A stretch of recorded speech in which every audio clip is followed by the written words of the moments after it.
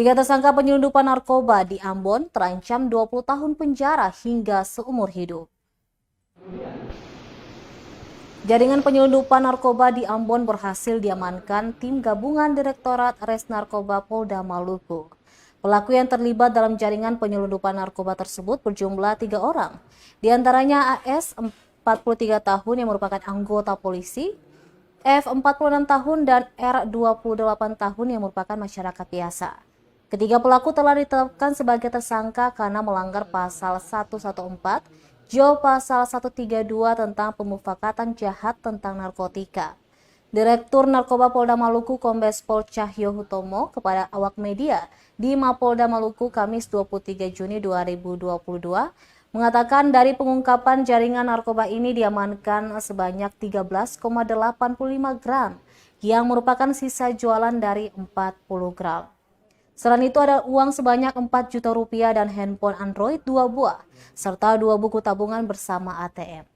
Dia menyebutkan sesuai perintah Kapolda bahwa apabila ada anggota yang terlibat narkoba, baik sebagai pemakai atau pengedar akan disanksi tegas seperti pemberhentian tidak dengan hormat.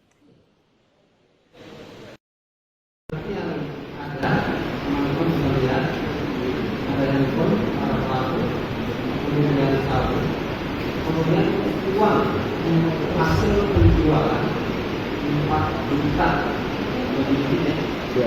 Apa ya?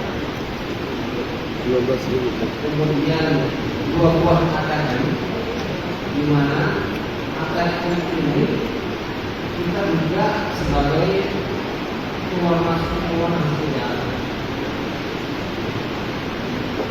Kemudian ada barang-barang lain hasil kejahatan yang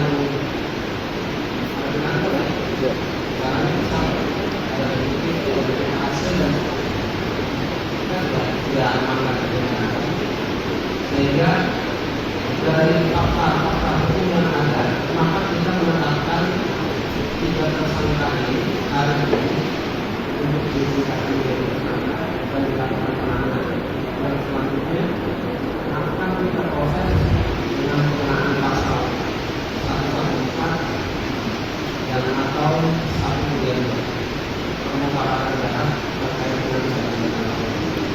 Kemudian ada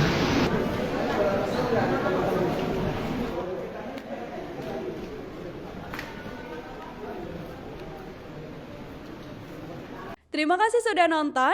Jangan lupa like, subscribe, dan share ya.